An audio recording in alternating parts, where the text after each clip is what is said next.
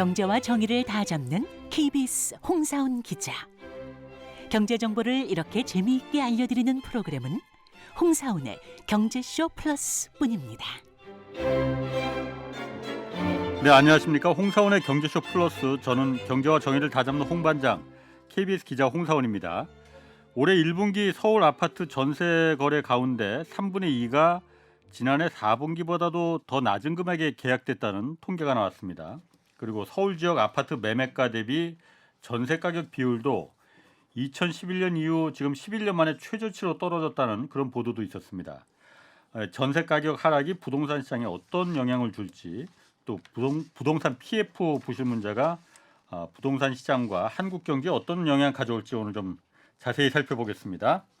이광수 미래에셋증권 수석 연구위원 나오셨습니다. 안녕하세요. 안녕하세요. 공식 질문 요정. 네. 오윤혜 씨 오늘 벽돌색 옷 입고 오셨습니다. 안녕하세요. 저도 수석 이거 넣어주세요. 이거 좋은 말 같은데 수석 질문 여정 저는 은혜입니다. 반갑습니다. 수석까지 가려면 아직 조금 더 있어야 될 것 같아요. 저 그럼 말고 혼자 아무도 없잖아요. 스스로 진급하지 마시고. 아니, 질문 요정이 나밖에 없으니까. 자, 됐고 쓸데없는 얘기 네. 그만하시고. 네. 자, 이 위원님. 예. 요즘 그 집값도 많이 떨어졌잖아요. 예. 그런데 전세값이 더 큰 폭으로 떨어졌다. 얼마나 전세 가격이 떨어졌길래, 언론에서 일단 이렇게 많이들 나와요. 네. 얼마나 떨어졌길래 그런 겁니까? 일단 저희가 뭐 언론이라든지 전문가들이 얘기하고 있는 지수 같은 경우에는 한 10% 정도 빠진 것 같아요. 고점 대비해서 지수는 10%. 고점 대비 10%? 예. 그럼 근데 얼마 안 빠진 빠진 거예요? 것처럼 나타나는데 네. 실제로 거래되는 예. 것들을 보면 50% 빠졌습니다. 그렇게 차이가 날 수도 있는 거예요? 있습니다. 지수랑 왜냐하면 전세가 이제 전부 다 거래되는 건 아니니까. 네. 또 예. 평균 지수도 잡고 평균 예. 가격도 받으니까 예. 그런 차원에서는 지수로 보면 덜 빠진 것처럼 나타나는데 실제로 거래되는 건 고점 대비해서 50% 정도 빠지고 있다라고 보시면 됩니다.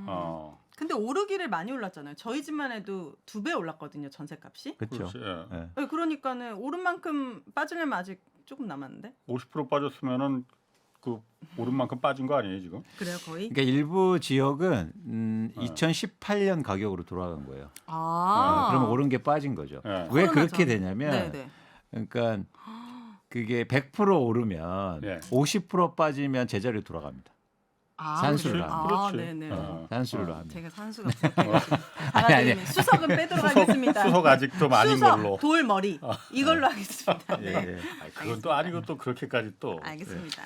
그래서 예를 들어서 하나 말씀드려 예. 볼까요? 저희가 굉장히 살기 좋은 동네로 알려진 반포자이. 오. 예, 반포자이 30평대 아파트가 최고가가 전세 가격이 한 21억 5천에서 22억 정도 전세가요? 거래됐어요. 오, 네. 가장 높았을 때가 2021년도에. 네. 예. 근데 지금 얼마에 거래되고 있냐면 11억대. 10억이 빠진 거예요? 이렇게 하락하고 좀 많이 있습니다. 빠졌다. 예, 예. 이렇게 들으니까 그러면은 전세금 그 돌려주는 것도 만만치 않을 것 같아요. 난리 났을 것 같은데요. 이제부터 시작인 거죠. 예. 왜냐하면 이게 똑같은 거예요. 다시 자세하게 말씀드리겠지만 네.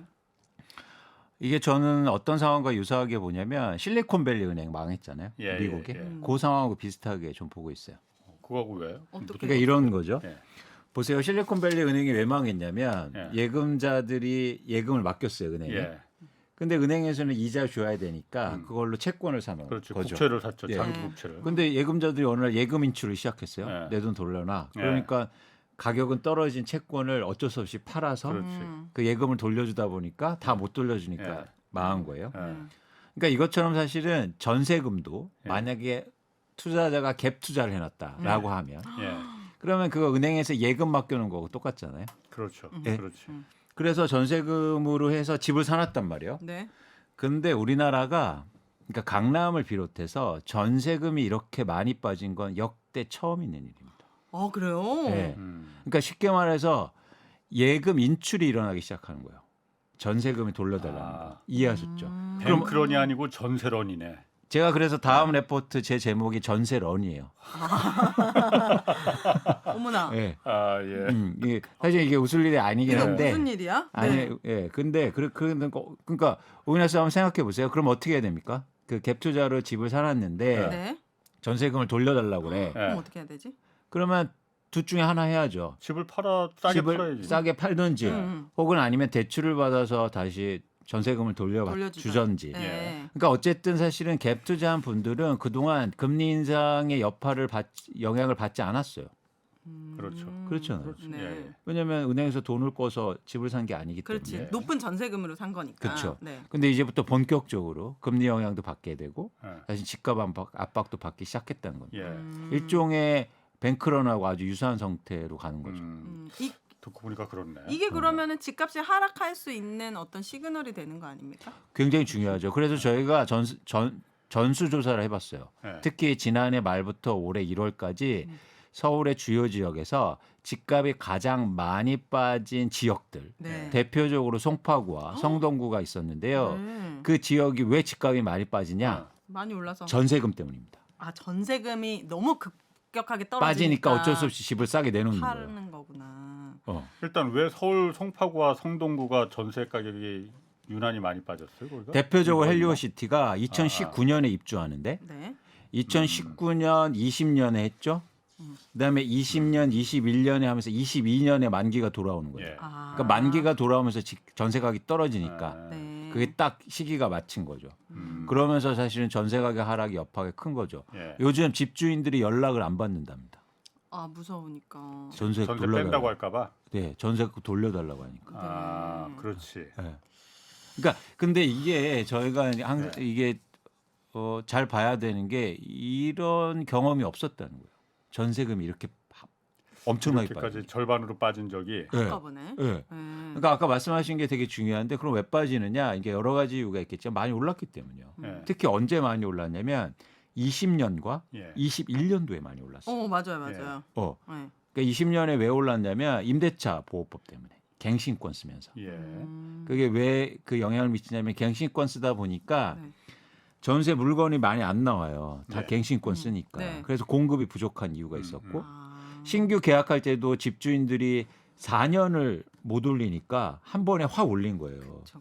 그러면서 20년에 확 올랐고 예. 21년도엔 그 여파나 금리 인하 때문에 전세 대출이 크게 증가하면서 한 번 더 올랐단 거예요. 예. 네. 근데 전세금이 가장 많이 올랐던 2020년과 21년도가 2022년도와 23년도에 만기가 돌아오지 않습니까? 그렇죠. 2년이잖아요. 네. 그러니까 이게 영향이 되게 클 수 있는 거예요. 이제 시작인 거예요. 아니, 이제 그런데 시작이네. 물론 그러니까 임대차 3법 때문에 2년 올릴 그 한 번 갱신할 때마다 5%인가밖에 5%인가요? 네, 5% 맞습니다. 5%밖에 못 올리니까는 한꺼번에 4년 돌아오면 한꺼번에 그냥 옆집의 전세가하고 마찬가지로 확 올리는 경우도 있겠지만은 재작년 뭐 그때 워낙 뭐 그 갭 투자가 성행하다 보니까 금리가 워낙 초저금리고 그러다 보니까 너도나도 정말 자기 소득에 맞지 않게끔 잔뜩 전세를 일단 끼고. 갭 투자로 사고 전세 가격을 왕창 올려버리면은 그렇죠. 자기 돈이 얼마 안 돼도 집을 살 수가 있으니까 네. 그 당시에 이렇게 금리가 높아질 시대가 다시 올 거라고 생각 못했었거든요. 그러다 보니까는 그게 사실 더 큰 전세 가격을 올린 거 아닌가. 그래서 결국은 집값도 올라간 거였고. 맞습니다. 어, 근데 기본적으로 갭 투자할 때 전세금의 속성을 좀 아셔야 되는데 예, 전세는 일종의 집을 투자할 때 자금 역할을 하잖아요. 예. 근데 무이자 대출인 거예요. 에? 쉽게 말하면. 그렇지. 아, 그렇죠. 전세- 사금융이죠. 예. 네, 무이자. 전세를 끼고 그러니까 사니까. 제가 이런 말씀하시면 아, 무이자네. 아니 내가 공짜로 하는 거 아니야. 집 쓰는 걸 대신 주는 거잖아. 예. 아 일리가 있어요. 예. 그런데 이자는 안 주잖아요. 예. 그렇죠. 그러니까 사실은 무이자에서 거기서 서로 이익을 되는 거죠. 일단 임차인도 어쨌든 월세는 안 내고 예. 자금을 맡겨놓는 거고 집주인도 임대인도 거금을 사실은 쓰지만 이자는 안 주잖아요. 네. 그러니까 사실 무이자 대출을 받는 형식인데 무이자 대출이기 때문에 어떤 속성이 있냐면 많이 받으려고 한단 말이에요. 그렇죠. 그렇죠. 그러니까 이자를 내는 대출이면 스스로 조율하죠. 은행에서 뭐 대출 많이 된다고 다 받지 않잖아요. 그렇죠. 이자 내가- 내니까. 근데 무이자 대출이니까 무조건 많이 받으려고 하는 거예요. 기회만 있으면. 가끔 정부에서는 보유세 내려주면 뭐 임차인들을 전세금을 내려준다는 말을 하지만 그건 말도 안 되는 얘기고요. 그러면 그런 선한 집주인들이 없죠. 계시겠죠. 계시는데 어쨌든 최대한 받으려고 한다는 거죠. 그렇기 때문에 그동안 이런 그런 기회가 생기거나 이벤트가 생기면 어쨌든 최대한 받았어요. 그게 자기 이득이니까. 네. 그렇잖아요. 그만큼 여파가 크겠네요. 그만큼 사실은 전세에 대한 비중이 크고 제가 이번에 그래서 우리나라 전세금에서 예. 대출 비중이 얼마인가를 조사해봤어요. 전세 대출. 네, 이거는 예. 아마 예.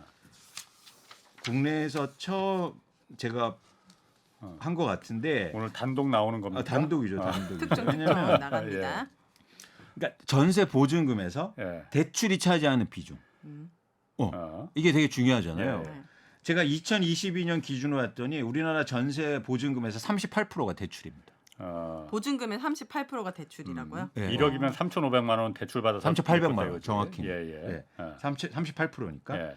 근데 과거에는 예를 들어서 2022년 전에는요. 예. 20%대였어요. 그러니까 18% 포인트 많아진 거예요. 예. 그러니까 금리가 싸지고 어쨌든 전세 가격이 오르니까 대출이 일어난 거죠. 전세 대출은 또 규제도 안 했어요. 그렇습니다. 예. 오히려 더 풀어줬거든요. 예. 그러면서 전세 대출이 증가하면서 지금 갖고 있는 전세 보증금에서 예. 대출 비중이 크게 올라갔다는 거예요. 네. 근데 지금은 이제 반대의 경우가 생겨요.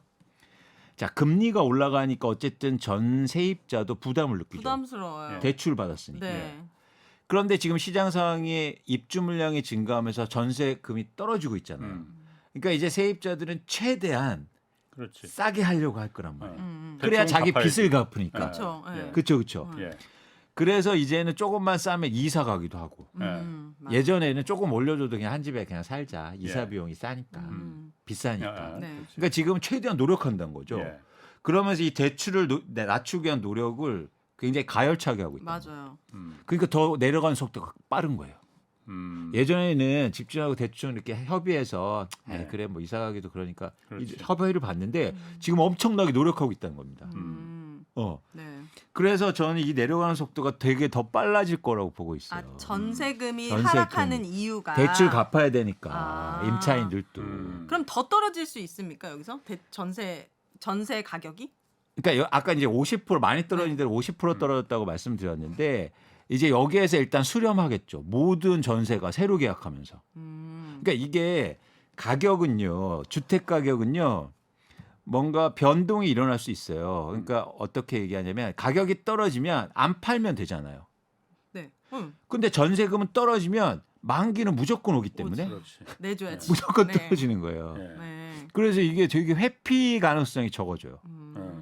그래서 근데 이제는 시장 상황이 그렇게 막 세입자들이 노력 안 하고 그러면 그거보다 덜 빠질 수 있는데 지금은 그렇게 다 빠질 수 가능성이 굉장히 크다는 겁니다. 그래서 앞으로 이제 전세런이 일어난다. 전세런. 네. 전세런이면은 전세런이 사실 그 매매 가격도 지금 많이 내려갔잖아요. 집값 자체도. 네. 근데 매매 가격보다 지금 전세 가격이 먼저 더 많이 내려간 거잖아요. 원래 그러니까 내려갈 땐 이러니까 올라갈 때는 어떻게 되는지 그것도 궁금하네요. 그러니까 집값이 올라갈 때는 전세 가격이 더 많이 올라가는지 아니면 그 다음에 따라서 집값이 따라 올라가는 건지 또 내려갈 때는 지금은 매매 가격보다 전세 가격이 더 많이 내려갔다는 거 아니에요? 이 위원님 말씀대로 그러면? 지금은 현재는 그렇습니다. 원래 그런 거예요 그러면 내려갈 그러니까 때? 그게 그때마다 달라서 아. 사실 정확하게는 이렇게 말씀드릴 수는 없는데 예. 지금까지의 경과 규정은 이랬어요. 그러니까 이거는 그 서브프라임 때부터 가는 건데 예. 한번 들어보세요. 지금처럼 미분양이 그때 증가하니까 예. 건설사들이 분양 물량을 줄입니다. 네. 예. 분양 물량은 줄이니까 2008년도, 2009년도, 2010년도에 분양 물량이 주니까 3년 후인 2011년, 12년, 13년도에 입주 물량이 줄어요. 집값이 올라가겠네. 입주 물량이 주니까 집값은 안 올라갔어요. 전세 가격이 먼저 올라요. 네. 전세 가격이 올라서 2014년, 15년도에는 전세 매매 비율이요. 예. 70%까지 올라갑니다. 전세 매매 비율이요? 갭 투자로 집을 산다 그러면 3억만 있으면 사는 거예요. 전세금이 7억이니까. 아, 그게 전세 매매 비율이에요? 네, 그게 70%라니까. 예. 네. 그러니까 그렇게 올라가니까 그렇네. 그때부터 갭 투자가 증가해요. 예. 그렇네. 그때 제가 조사해 보니까 갭 투자 비율이 심지어 집을 사는 사람들 중에서 네. 갭 투자 비율이 거의 2018년도에 예. 35.8%가 예. 집을 사는 사람 중에 갭 투자를 합니다. 아, 그럼 2015년도에 2018년도에 18년도에. 전세 가격이 오르고 이후에 예. 그러면서 이제 집값이 본격적으로 오르기 시작하는 거예요. 네. 갭 투자가 증가하면서. 예. 그래서 그런 경로를 지금까지 보여왔죠. 그런데 이제 반대로 이제 전세 가격이 떨어지니까 그 갭 투자로 사놨던 사람들이 어떻게 행동할 거냐가 이제 되게 중요한 그런 관심사인 겁니다. 그럼 지금은 전세 가격이 하락하니까 집값도 떨어질 수 있겠다는 예측할 수 있는데 또 다르게 또 예측할 수 있는 변화들이 있습니까? 전세 가격이 이렇게 급속도로 하락하면은? 전세 가격이 하락하면 근데 흥미로운 게 있어요. 전세 가격이 떨어지면 이제부터 본격적으로 집값이 또 같이 떨어지잖아요. 네. 근데 되게 재밌는 현상이 전세 가격은 계속 빠질 수는 없어요. 네. 왜냐하면 사용 가치가 있기 때문에. 그러니까 지금 이제 강남의 전세 가격 하락폭이 좀 크거든요. 다른 지역보다. 네. 그럼 오윤아 씨 강남 전세 가격이 많이 빠지면 어떤 생각이 드세요? 아, 나도 강남 한번. 한번 살아볼까? 가볼까? 네, 생각 들죠. 그렇기 때문에 약간 전세 가격이 하방 경직성을 떠요. 오. 네. 막 1억까지 떨어지지 않는. 그렇죠, 그렇죠. 네, 네. 그렇죠, 그렇죠. 그렇게 네. 되면 어떻게 되냐면 그 단계를 넘어서면 예. 네. 전세 가격 하락폭보다 집값 하락폭이 커지게 됩니다. 집값 하락폭이 그러면 흥미롭게도 전세 매매 비율은 어떻게 돼요? 올라가요? 올라요. 오. 그럼 다시 갭 투자가 생겨요. 뭐야 반복이네. 무한 그렇지. 반복이네요. 그래서 그렇지. 사이클을 만드는 거예요. 근데 흥미롭게도 어떻다? 전세 가격이 안 올라도 네. 갭 투자는 생겨날 수 있다는 거예요. 전세 금리 가격이- 때문에? 아니요. 그럼요. 전세 가격이 안 빠져도 매매 가격이 빠지면 빠지니까 매매는 하방선이 없습니까? 하방선으로. 그래도 있지. 그러니까 전세 가격까지 최대한 빠질 수는 있죠. 오. 예. 그런데 예를 들어서 매매 가격은 그거보다 훨씬 높으니까 지금 이제는 서울 기준으로 해서 전세 매매 비율이 50%를 깼거든요. 아. 그러니까 10억짜리 아파트면 전세 가격이 5억이고 네. 10억이라는 얘기예요. 네. 네. 그런데 예를 들어서 전세 가격이 안 빠지는 상황 속에서 가격이 7억까지 빠지면 네. 매매 가격이 그럼 전세 매매 비율은 확 오르잖아요. 그렇네. 그래서 이제 이런 얘기를 쉽게 하시는데 전세 가격이 오를 때 집 살 때다. 아닐 수 있다는 거예요. 전세 가격은 안 빠져도 집값이 빠지면 전세 매매 비율이 오르서 다시 수요가 생긴다는 거예요. 생길 수 있구나. 그래서 한국은 이 전세 제도 때문에 네. 투자 수요가 없어지질 않는 겁니다. 그렇겠네요. 투자 수요가 네. 투자 수요라고 말할 수도 있고 투기 수요가 말하고 말할 수도 있고. 그렇죠, 그렇죠. 그래서 이 갭 투자 비율이 되게 크고, 그러니까 오히려 지금은 근데 지금 현재 상황은 전세 가격이 빠지니까 갭 투자가 엄청 줄고 있어요. 네. 그래서 아까 제가 뭐 30% 후반대까지 갭 투자 비율이라고 말씀드렸죠. 2023년 현재는 3월 뭐 3개월 지났지만 네. 갭 투자하는 게 전체 매수 중에서 14%밖에 되지 않습니다. 현재는. 엄청 많이 줄었네요. 네, 그러니까 그만큼 수요가 준 거죠. 그렇지. 누가 어. 지금 전세 끼고 지금 그렇지. 사겠어요. 어. 힘들죠. 아니 그러면은 이 의원님, 이게 사실 뭐 경제쇼에서도 몇 차례 좀 다뤘었는데 이 사실 갭 투자라는 게 가능하려면은 사실 세입자도 그 정도 돈을 부담을 할 수 있어야만이 갭 투자도 가능한 거잖아요. 누군가 집을 살려면은 그 네. 집에 대해서 전세 가격을 높이 올려야만이 그 집을 자기 돈을 조금만 들이고도 보태서 살 수 있는 거니까 네. 그 전세 가격을 감당할 수 있는 그 누군가 세입자가 있어야 되는 거잖아요. 맞습니다. 그 세입자는 돈이 많은 사람이면 모르겠지만 세입자가 전세 대출은 별다른 규제가 없으니까는 대출 많이 받으면 되잖아. 그 뭐 금리도 쌌으니까 옛날에는 전세 대출을 왕창 받아서 이제 그 전세 대출 받아서 우리 저기 들어와 옛날에는 5억이었지만 7억에 지금 들어와도 돼. 전세 대출 다 받을 수 있으니까 하는 거잖아요. 네. 그래서 결국은 갭 투자도 가능해진 거고 그게 집값을 올리고 전세 가격도 올리고 악순환이 반복이었잖아요. 맞습니다. 그래서 집값을 올린 근본적인 모든 출발의 시점이 전세 대출 아니냐. 전세 대출이 이게 필요가 있느냐. 물론 정부에서는 세입자들 보호하기 위해서 그야말로 대출 제도가 없으면은 그 비싼 전세금을 어떻게 충당하겠느냐. 그러니까 전세 대출 제도가 서민들을 위해서라도 있어야 된다 말하지만은 그 전세 대출 자체가 없으면은 전세 가격이 전체적으로 낮아질 거 아니에요. 그러니까 지금 아예 이참에 전세 대출 제도라는 걸 아예 없애는 게 어떠냐. 누가 얘기하는 거예요? 아니, 저 지금 전세 대출 80% 받고 있는데 아니 그래서 집값이 올라갔으니까 집값이 아이고. 그래서 올라갔으니까는 전세 가격 그 갭 투자가 발생한 거고 그래서 집값이 올라간 거잖아요. 그러니까 네. 갭 투자가 발생하지 않으면은 집값이 그렇게 올라가겠느냐. 전세가 집값이 갭 투자를 가능하게 만든 건 전세 대출이고 네. 그러니 전세 대출 자체를 이거 없애야 된다라고 주장하는 분들 의외로 꽤 많이 있습니다. 음. 그 부분은 어떻게 좀 생각하세요? 아, 이게 되게 어려운 문제예요. 일단은 이제 그러니까 현실적으로 저희가 고민할 때 이미 벌어진 일이잖아요. 그렇죠. 지금 예. 상황에서 전세 대출을 없애기는 저는 어. 불가능하다.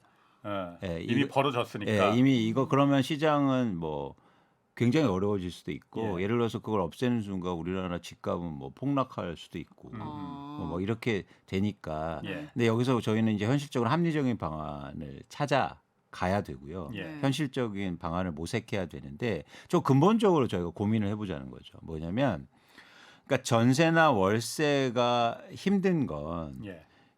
근본적으로 가격 변동성이 큰 건 뭐냐면 이게 기본적으로 주택 시장의 속성 때문이에요. 왜냐하면 주택의 공급이라는 게 시간차가 존재하기 때문입니다.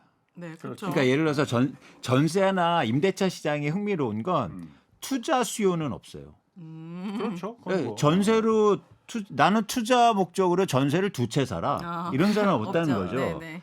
그래서 철저하게 여기는 실수요와 실공급이 매치해서 가격이 결정됩니다. 네. 예. 그래서 그 단초만 제공하지 않는다면 예. 아무리 대출을 많이 풀어주든지 아니면 억제하더라도 거기서 크게 변동성이 안 일어나요. 예. 근데 예를 들어서 내가 살 집이 부족하고 음. 뭔가 이렇게 주거 여건이 부족하고 뭐 멸시주택도 많아지고 갑자기 뭐 개발 사업 때문에 아니면은 신규 주택 공급이 잘 안 됐었기 때문에 그 영향이 컸었거든요. 예. 그래서 근본적으로 안정적인 공급을 꾸준하게 할 수 있는 구조를 만드는 게 저는 굉장히 중요해 보입니다. 그러면 안정적인. 임대차 시장이 굉장히 안정적이에요. 근데 이거를 제가 계속 누누이 얘기하지만 한국의 주택 공급을 90% 이상을 민간에다 맡겨놨단 말이에요. 90%. 그러면 민간은 어떻게 주택을 공급합니까? 가격이 비싸게. 네. 돈을 벌려고. 네. 그래서 가격이 오를 때만 공급한다는 거예요. 아. 그렇지. 그 이게 안 되겠네. 90%가 민간이래요. 네? 그래서 이 문제를 해결하기 위해서는 결국에는 특히 중서민들을 위해 안정적으로 공급을 정부가 공공 분양하고 공공주택을 얼마나 안정적으로 공급하냐가 저는 관건이라고 봐요. 예. 근데 지금도 사실은 주택이 부족하다고 해서 전부 다 뭐 민간에 맡겨놓지, 민간의 대표격이 재건축 재개발이잖아요. 네. 그건 공공사업이 사실은 아니라는 거죠. 그렇죠. 그러면은 가격이 이렇게 빠지고 시장이 위축됐을 때 절대 또 공급은 없을 거란 말이죠. 사업을 시행 안 할 테니까. 예. 그러니까 이게 계속 무한반복하고 사이클을 만들고 또 나중에 또 문제가 일어나고 또 이렇게 되면 공급이 안 되면 전세 가격이 오를 수 있단 말이에요. 예. 그러면은 사실은 문제가 커질 수 있으니까 근본적으로 이 공급의 문제를 어떻게 해결할 수 있느냐가 되게 중요해 보입니다. 공급의 문제. 물론 그건 당연한 겁니다. 그러니까 우리나라처럼 특히나 임대 시장을 완전히 민간한테 이렇게 그냥 그 공공이 신경 안 쓰고 민간한테 다 이렇게 넘겨주는 나라 없습니다. 사실 그게 공공이 할 일이거든요. 그래야만이 안정적인 그 임대 시장이 정책이 될 수가 있는데 우리나라는 국가가 손 놓고 있잖아요. 전부 다 그렇죠. 민간이 임대차 시장은 전부 다 민간이 할 일이야. 그렇죠. 국가는 아주 극빈층을 위한 임대주택 이것만 하겠다. 이러면 정말 이거는 국가가 있을 이유가 없는 거거든요. 그쵸. 우리가 세금 낼 이유도 없습니다. 그러면은 그렇죠.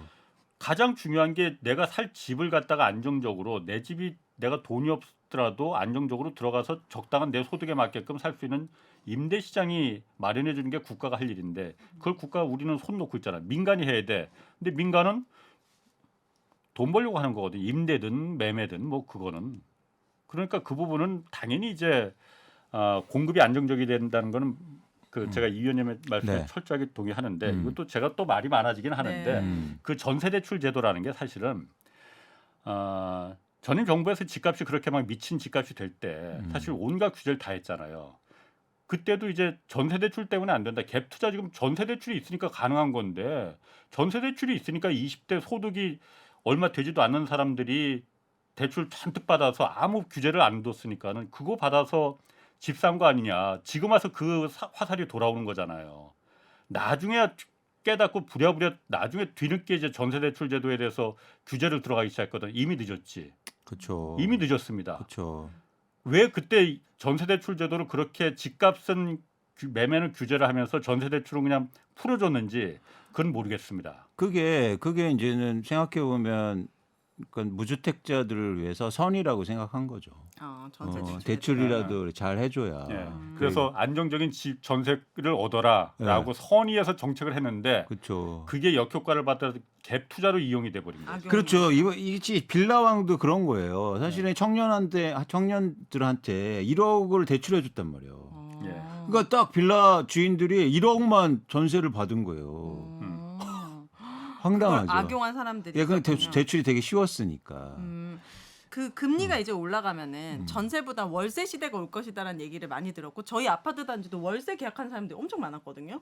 이렇게 월세 시대가 되면 부동산 시장에 어떤 영향을 줄 수 있습니까? 그렇죠. 굉장히 중요하고 사실 그럴 가능성이 있는데 흥미로운 게 뭐냐면 월세가 또 수요가 많아지잖아요. 네. 그러니까 또 월세 가격이 올라요. 오르더라고요. 네. 월세 가격이 오르니까 어떻게 됩니까? 전세 가격은 싸지니까. 다시 또 다시 전세. 전세가 맞아요. 그러니까 그렇게 되더라고요. 이게 재화 시장에서는 전월세가 네. 그러니까 일종의 대체 재화가 돼서 그렇네요. 그래서 전세가 절대 한국에서 안 없어진다. 그럴 것 같아요. 금세 그러니까 전세가 안 없어지니까 한국에서는 갭 투자가 안 없어지는 거예요. 아, 그래서 저는 이제 제안하는 네. 게 이게 문제가 뭐냐면 아까처럼 이제 일종의 전세론이 일어날 수 있으니까 예. 그러면 은행도 예를 들어서 그 기본적으로 예치율이 있거든요. 네. 그러니까 예금을 갖고 있으면 그 예금을 전부 다 쓸 수 없어요. 오. 대출해줄 수 없고 네. 기본적으로 법정 예치율이라는 게 있단 네. 말이죠. 그것처럼 사실은 저는 한국에도 이렇게 전세금을 이렇게 주면 그 중에서 일부를 집주인이 마음대로 못 쓰게 하는. 예치율을. 예, 예. 예. 근데 이게 왜 안 됐더냐? 그동안 한 번도 전세금이 빠진 적이 없으니까. 굳이 그걸 할 필요 있어? 예. 이렇게 생각한 거죠. 네, 그렇죠, 그렇죠. 근데 이제 빠지기 시작하면 돌려줄 돈이 실제로 없을 수도 없으니까. 있으니까. 그리고 또 하나 이제 예를 들면 지금 되게 또 문제가 심각한 게요. 어떤 케이스도 있었냐면 제가 전세를 살고 있어요. 예. 근데 그 전세를 살고 있는 전세 보증금을 담보로 대출받아서 네. 전세가 낀 집을 삽니다. 이해하셨어요? 그럴 수가 있나? 내가 전세 살고 있는데 이 보증금을 담보로 담보로 또 대출 돈을 받아가지고 그래서 전세를 낀 집을 사요.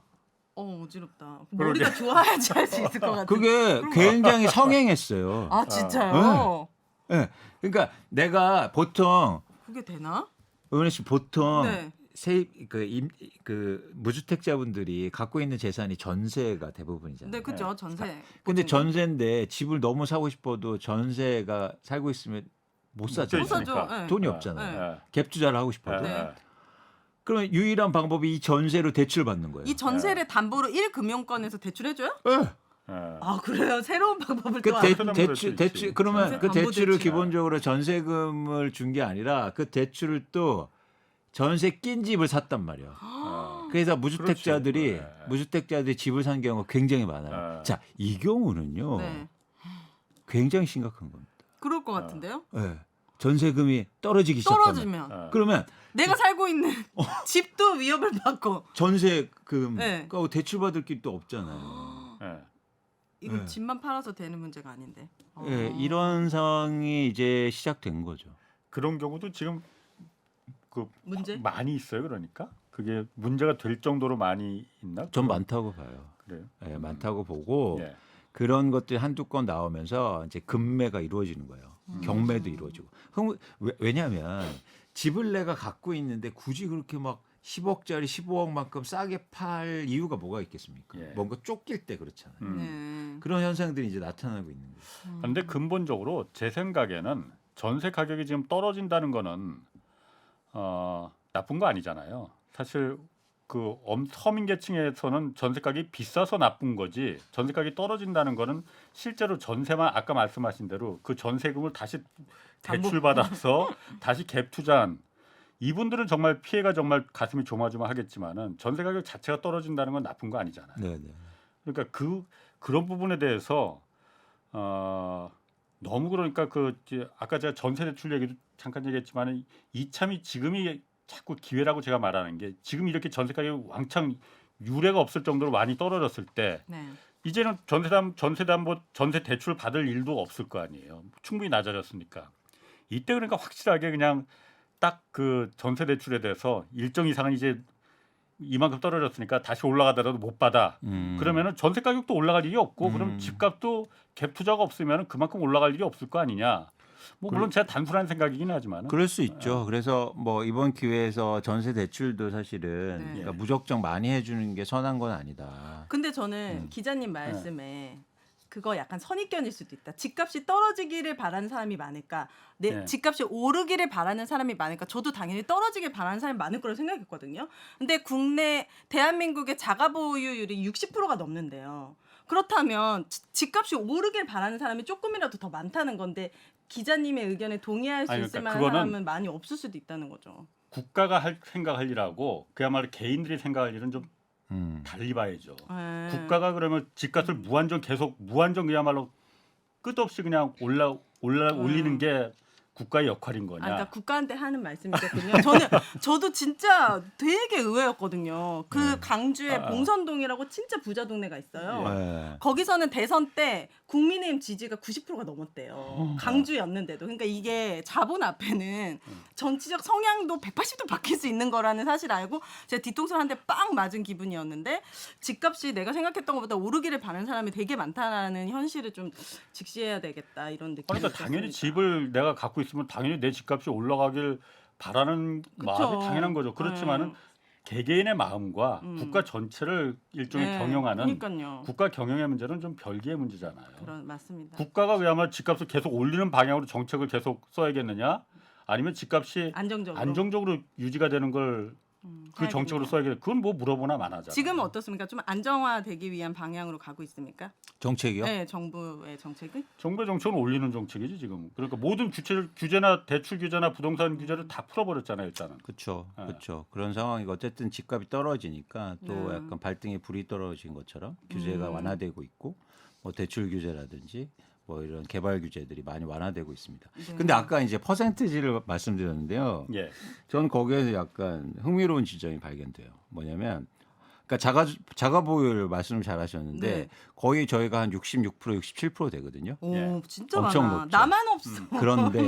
그런데 네. 투표를 하면 그렇게 안 나옵니다. 그거보다 낮게 나와요. 그럼 무슨 말이에요? 그건 뭐냐면 네. 집을 갖고 있어도 네. 내 집보다 더 좋은 세상을 원하는 분들이 많다는 거예요. 그러니까 집값이 올라가기를 바라는 사람보다는 네. 좀 안정화되고 그렇죠. 좀 좋은 세상이길 바라는 사람이 많다는 거. 그렇죠. 광주 봉선도 이 사람들은 아니겠네. 그래서 네. 저는 우리나라의 희망을 봅니다. 오. 사실 그렇게 하면 무조건 뭐 예를 들어서 A라는 당이 부동산 올려준다 그러면 A당 60% 이상 찍어야 돼요. 맞아요. 절대 그렇지 않아요. 근데 이번에도 0.7%밖에 차이가 안 그렇죠. 났으니까. 그러니까 예를 들어서 그것처럼 저는 그래서 엄청난 희망이 있어요. 희망이 우리나라 있네요. 멋있다. 그렇다. 멋있다. 진짜로. 그래서 저한테도 메일이 많이 와요. 저 아무래도 저를 약간 뭐 쉽게 말해서 좋아하시는 분들 무주택자분들이 많으실 거 아니에요. 근데 유주택자분들도 많이 저를 막 메일 와서 진짜 저 안정화됐으면 위원님처럼 그렇게 됐으면 좋겠다. 오. 그렇게 돼야죠. 좋은 세상. 이런 하신 분 많아요. 네. 그건 이유가 또 있어요. 뭐죠? 근거가 자식 때문입니다. 우리 자식들도 여기서 집 사서 살 수 있게끔 살아야 되니까. 자, 인구수로 하면요. 네. 인구수로 하면요. 자가 점유 인구수가 30% 미만이에요. 20%대. 그러면 부모만 잘 살면 됩니까? 자식들은 집 어떻게 사요? 그렇잖아요. 네. 그러니까 자식을 생각하면 집값이 안정돼야 돼요. 그쵸. 그래서 여러분들도 우리가 다 같이 집값이 안정되길 원해. 내 집을 물론 많이 갖고 있으면 자식은 2명 있는데 집을 10채 갖고 있어. 그럼 그럼 상관없겠지. 집값 오르는 게 좋죠. 네. 근데 내가 집을 한 채 있는데 자식은 2명이야. 그럼 집값 떨어지는 게 좋은 거 아닙니까? 그쵸. 그래야 자식들이 잘 살아갈 거 아니야. 그러니까 애도 나 키워봐야 되고 이제 좀 세상을 알 수 있는 거잖아요. 거기까지. 네. 그래서 저는 우리나라 바뀔 수 있다. 희망을 봤습니다. 자, 네. 뿌듯합니다. 우리 기자님 같은 분들이 많다. 네.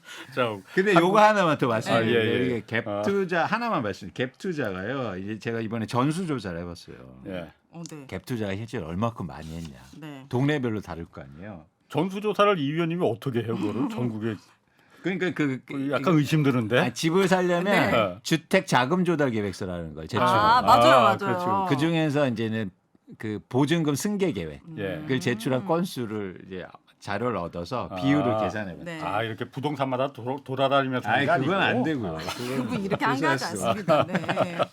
그랬더니 가장 많이 된 데가 그러니까 상대적으로 건수가 많이 등록되면서 많이 된 데가 최근 2018년부터 최근 네. 경상북도 구미예요. 구미? 예, 구미요? 구미시. 어. 예, 갭 그러니까 투자를 많이 했다고요. 막 여기서? 지방 같은 데 가서도 막 투자 막 한 거죠. 네. 어머나. 몇 프로인가 된 줄 아세요? 집을 산 사람 중에 몇 프로가 갭 갭 투자는 갭 투자인 줄 아세요? 50%? 67%. 어. 그리고 서울에서는 서울 용산구 네. 네. 56.6%. 어. 경상남도 김해시 49.6%. 어머나. 경기도 성남 중원 47%. 그러니까 이게 반이 예. 갭 투자네요. 예, 그러니까 이런 동네가 굉장히 많아요. 그러니까 그리고 또 딱 상관관계가 나와요. 갭 투자 비율이 높은 동네가 가격도 크게 올랐어요. 갑자기 확 올랐다. 예, 수요가 많아지니까. 어. 예, 너무나 당연하게. 네. 그건 당연한 겁니다. 예, 그런 차원에서는 사실 이 갭 투자가 한국에서 굉장히 만연해 있고 이게 또 집값 상승의 원인이었다는 걸 뭐 여실히 보여주는 거죠. 그러니까 전세 대출 없애야 돼. 갑자기.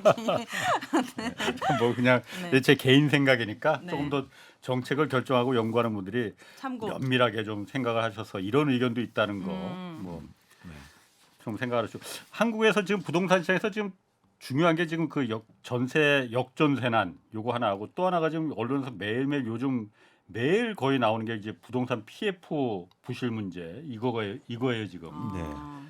이게 뇌관이 될 것이라는 얘기는 뭐 작년부터 계속 나왔는데 일단 현재 진짜로 위험한 겁니까? 부동산 PF가 뇌관이 될 정도로 한국 경제에 뇌관이 될 정도로 위험한 상태예요. 일단 그거부터 한번 좀 PF가 확인해보죠. 뭔데요? 뭐예요? 그러니까 그 PF가 뭐냐면 아파트라든지 뭐 건물 짓기 위해서 땅을 사잖아요. 네. 땅을 사려면 수입은 없으니까 땅 살 돈이 필요하잖아요. 네. 그래서 그 돈을 꾼 거예요. 부동산 은행에서 금융회나 이런 데서. 네. 그러니까 그거는 쉽게 제가 한번 설명을 할게요. 여기도 충분히 쉬운데. 아니야. 지금 더 또 쉽게. 지식 아, 자랑하고 지금 싶으셔가지고. 들으시는 분들 중에서 이해 못하시는 그 그래요? 정도로 이해 못하시는 분들 알겠습니다. 있어요. 예, PF는 PF라는 게 원래 미국에서 먼저 유전 개발할 때 생겼대 이게. 네. 자 저기 유전 있을 것 같아. 기름 나올 것 같아. 이거 얘기하고 싶었거든 지금. 네, 네.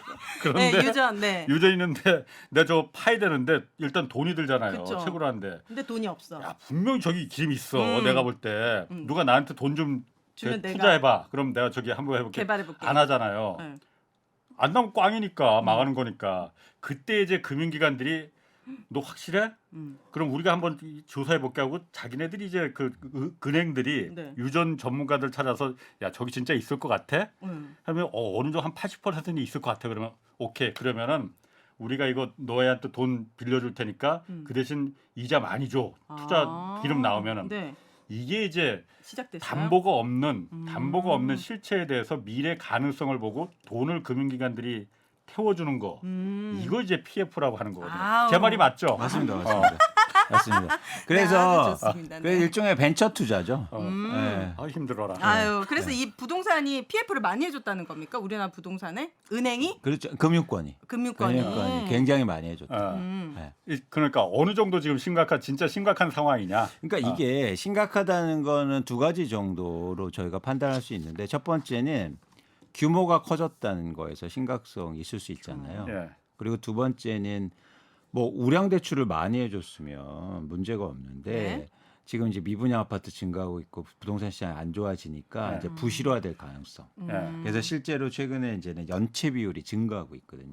네. 못 갚는 비율이. 네. 그러니까 이자를 못 내거나 그런 것들에서 이제 위험성을 얘기하는 거죠. 예를 들면 이제 규모 차원에서는 이제 요즘 가장 얘기가 많이 도는 게 여전사라고 해서 캐피탈 회사들이 이 부동산 PF를 많이 여신 전문 회사, 했는데 예. 근데 2015년도에 이 여신 전문 회사들이 갖고 있는 부동산 PF 익스포저가 4조 원이 채 안 됐어요. 네. 2015년 뭐 한 7년 전이죠. 근데 지금은 27조 원을 들고 있습니다. 예, 그러니까 거의 네 배. 뭐, 예, 예. 와. 그리고 워낙 돈이 됐었거든 사실은 네. 그동안. 네. 그럼 뭐 한 7배 정도 증가한 거죠. 예, 예. 4416 아니에요? 다 칠에 20몇 27조 이상 있습니다. 17조가 아니라. 네, 네, 27조. 죄송합니다. 후속 멀었네. 그다음에 예를 들면 뭐 증권사들은 예. 7년 전에 한 14조 원 들고 있었는데 네. 지금은 한 27조 원 정도 들고 있어요. 많이 해줬군요. 그러니까 규모가 증가한 게 이제 리스크가 있다는 거고. 네. 두 번째는 아까 말씀드린 것처럼 사업이 미분양도 증가하고 또 요즘 부동산 경기가 안 좋아지니까 돈은 꽂았는데 못 갚을 비율이 증가하고 부실화 가능성이 커지고 있다. 이렇게 볼 수 있습니다. 이게 어떤 영향을 미칠 수 있는데요? 그럼 이 제2캐피탈 회사나 증권사들이 부실해질 수 있다는 겁니까? 그러니까 미분양이 잘 되고 막 부동산 가격이 하늘 간데없이 올라가면은 옛날에 몇 년 전까지 그랬잖아요. 그러니까 여기서 이렇게들 많이들 돈을 태운 거거든. 네. 캐피탈에서 그야말로 왜 PF 사업을 아파트 사업에 왜 돈을 태워? 몰랐네. 그렇잖아요. 보험사가 왜 증권사가 왜 쓸데없이 주식이나 거래해서 그 브로커리지로다가 그 수익을 받아야지 왜 쓸데없이 땅 장사에 가서 돈을 투자해서 하냐 이거죠.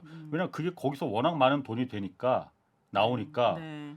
실제로 그거로 증권사들, 보험사들, 캐피탈들이 돈을 엄청 벌었거든요. 그럼 엄청 벌었으면 벌었던 돈으로 그 연체나 이런 거 좀 메꿔가지고 하면 되는 거 아니에요? 그러니까 이게 그래서 금액이 증가한 게 중요한 거죠. 네. 돈을 벌면 보통은 저희가 보통 사람들은 돈을 벌면 아 좋다 그래서 은행에 예금시켜 놓는데 네. 사업할 때는 돈을 벌면 어떻게 투자 하냐면 재투자. 어. 아. 그래서 계속 커지는 거예요. 아, 끝도 네. 없이. 그게 이제 문제인 거예요. 1금융권도 PF를 많이 했습니까? 투자를? 1금융권 네. 시중은행들 네.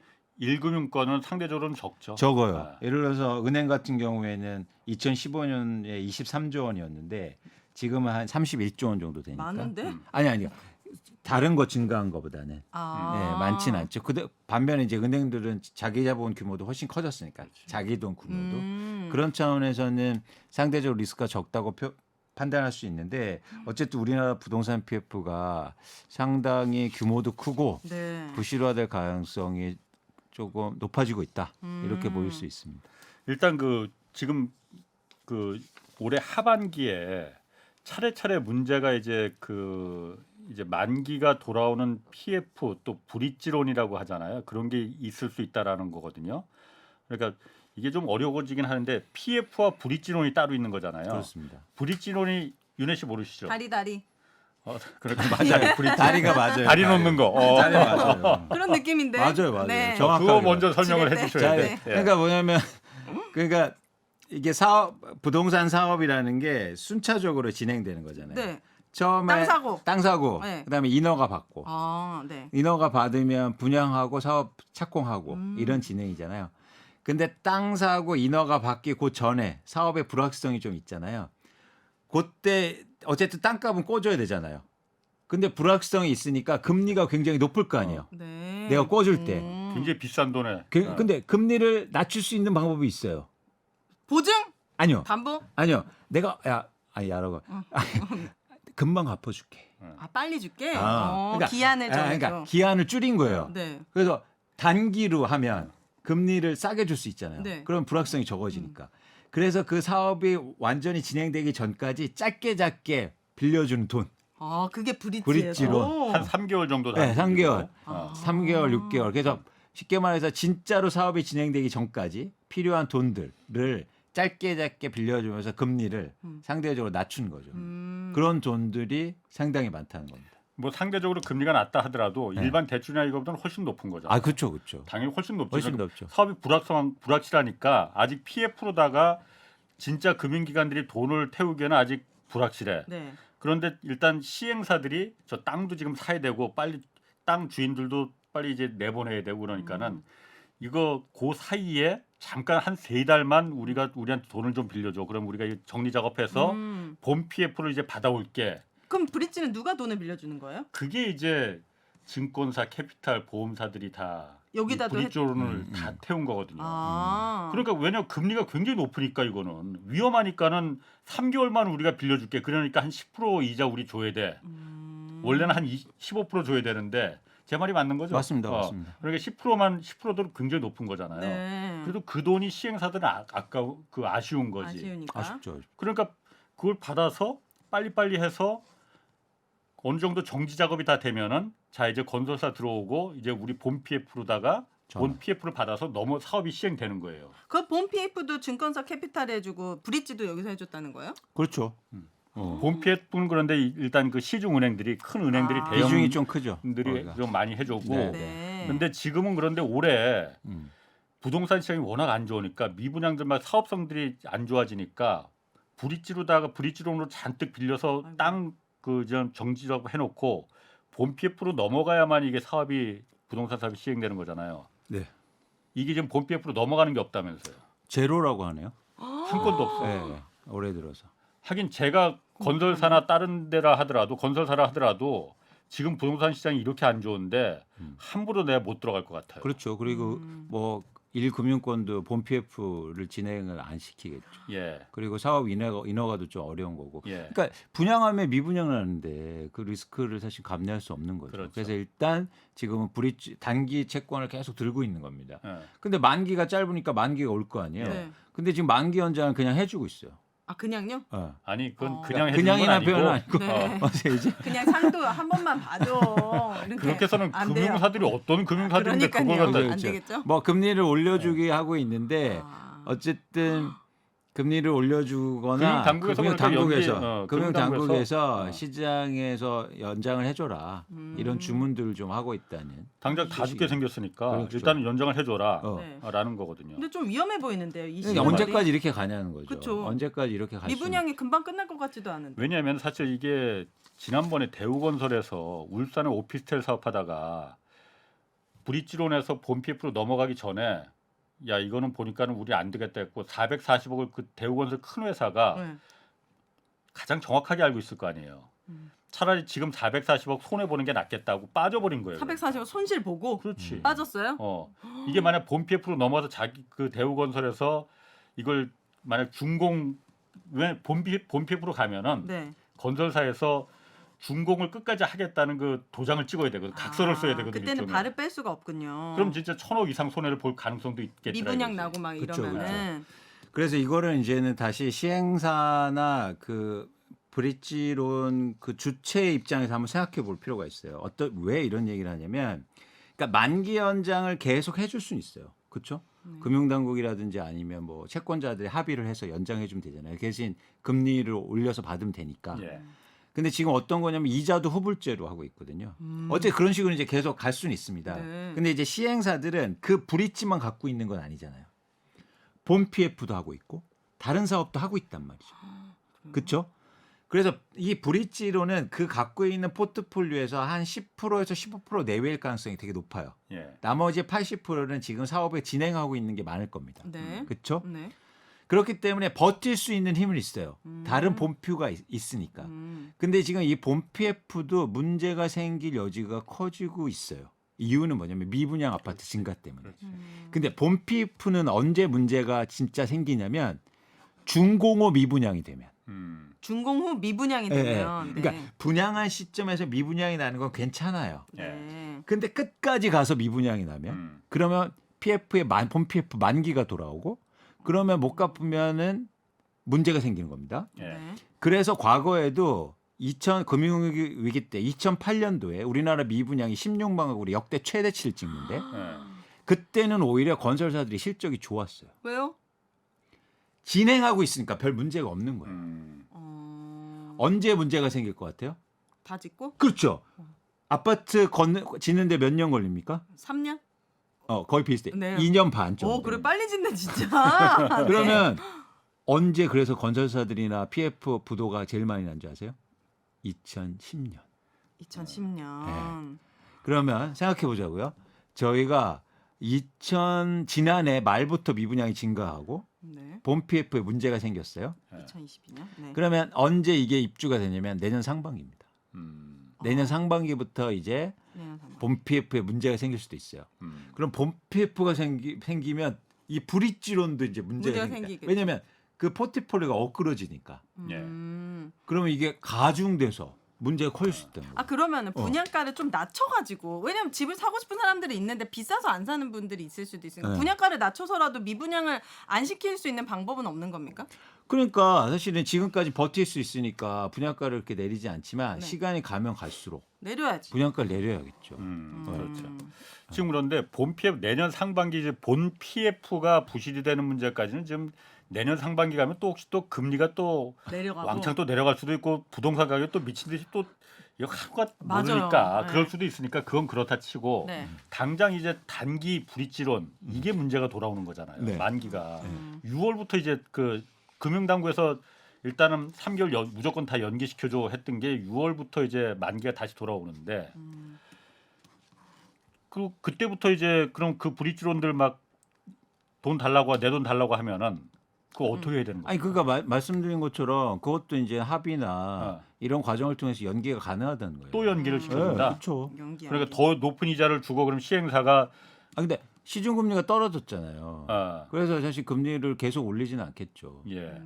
받을 수만 예. 있다면은 어쨌든. 그래서 지금 디폴트 내는 것보다 연장해 주는 거 예. 좋을 거잖아요. 예. 그리고 시행사 입장에서 어쨌든 그게 아직까지는 주가 아니니까 다른 사업도 있으니까. 하고 예. 있으니까. 그래서 이 본 PF가 문제되기 할 때까지 만기 연장하고 이자를 내거나 아니면 이렇게 버텨낼 수 있다고 전 보는 겁니다. 그래서 일부 지금 언론에서는 뭐 엊그제 뭐 어디 신용평가사가 그런 걸 냈는데 올해 상반기에 문제가 커질 수도 있다. 예. 전 이게 그러니까 아는 리스크이기 때문에 저는 예측했다. 네. 그래서 뭐 그렇게 큰 문제는 아니고 다시 연장하면 된다라고 전 보고 있거든요. 그냥 그게 간단하게 연장시켜주면 다 문제가 아니. 그렇게 간단한 방법일까요 이게? 지금까지 그래왔잖아요. 아니 지금 일단 한 번 연장을 이제 금융당국에서 연장을 시켜준 거고 연장을 하라고 한 거거든요. 그러면 한 번과 두 번은 어떤 차이가 있습니까? 아니 그게 3달을 연장을 시켜줬는데 네. 또 3달을 또 연장을 시켜 그렇게 계속 그 미루면은 네. 그 시행사들이 그 이자 감당을 금융 비용을 다 싼 이자도 아닌데 브릿지론이 그걸 다 감당을 하고 그냥 그 안고 있을 수 있는 버틸 수가 있느냐? 그러니까 불가피하다는 거예요. 예. 첫 번째 말씀드렸듯이 불가피하니까. 이자도 후불제고 예, 일단 예, 지금 막 내라고 그러면 못 내니까 아웃인데 음. 지금 당장은 내라고 안 하니까 그렇다고 해서 본 PF를 상환은 아니 그 진짜 돈을 갚을 기는 없고 두 번째는 뭐냐면 내 자산 중에서 그건 일부라는 거예요. 10%네요, 브릿지는 10%. 예, 10%에서 이건 그냥 제 추정이긴 네, 합니다. 일부. 본 PF가 훨씬 클 테니까. 그래서 본 PF가 문제가 크게 생기면. 터지지 않는 한 네. 일단 그거는 연장을 해주지 않을까라고 제가 예측하는 거예요. 아니 그런데 이자를 후불제로 그러면 캐피탈들이나 증권사들이 지금 먼저 이자를 그 때 되면 받는 게 아니고 후불제. 나중에 이렇게 받는다는 거예요? 이번에 굉장히 많은 브릿지론들이 그렇게 만기 연장을 하고 있는 걸로 전 알고 있습니다. 아니 그 증권사나 캐피탈들이 내 자기 돈 떼일 가능성이 큰데 이자 원금은 고사하고 이자도 그렇게 나중에 받는다는 거예요? 그게 가능한가? 금융당국에서 예. 그 문제 생기면 내가 책임져 준다고? 그런 얘기들을 하고 있는 걸 저는 알고 있고 그래서 뭐 기금을 마련해야 된다 이런 얘기를 하고 있잖아요. 예. 그래서 그거를 이제 막은 거죠. 그거는 거기서부터 출발한 거잖아요. 레고랜드부터 출발된. 지금 그래서 얼마 전에 그 저기 며칠 전에 그 금융당국에서 금감원 주재로 해서 그 브릿지론 이게 부실 문제에 대해서 가이드라인을 정한다고 했어요. 그러니까 이게 네. 어떤 데부터 지금 어떤 사업장부터 좀 이걸 그 구해줄 거냐, 뭐 이걸 좀 아니 무분별한 이런 금융 회사들이 자기네들 돈 벌려고 투자하는 거를 이렇게 구해준다는 거는 좀 그리고 다 서민들은 다 고통받. 이거 좀 불공정한 거 아닙니까? 아니, 사실 저도 그 말을 차라리 가이드라인을 이 금융기관들이 그렇게 무분별하게 투자할 수 없게끔 하는 게 정확한 맞는 규제 그렇죠. 아닙니까? 그러니까 돈 벌 때 돈 한참 재작년까지 돈 엄청나게 벌어들일 때는 아무 그야말로 그냥 횡재세도 안 내고 했다가 그랬는데. 뭐 그건 맞습니다. 그건 우윤혜 씨 말이 100번 맞습니다. 네. 자 오늘 여기까지 하겠습니다. 시간이 조금 더 부족하네요. 네. 네. 자 함께해 주신 이광수 미래에셋증권 수석연구위원 그리고 오윤혜 씨였습니다. 자 홍사원의 경제쇼 플러스 마치겠습니다. 고맙습니다. 감사합니다.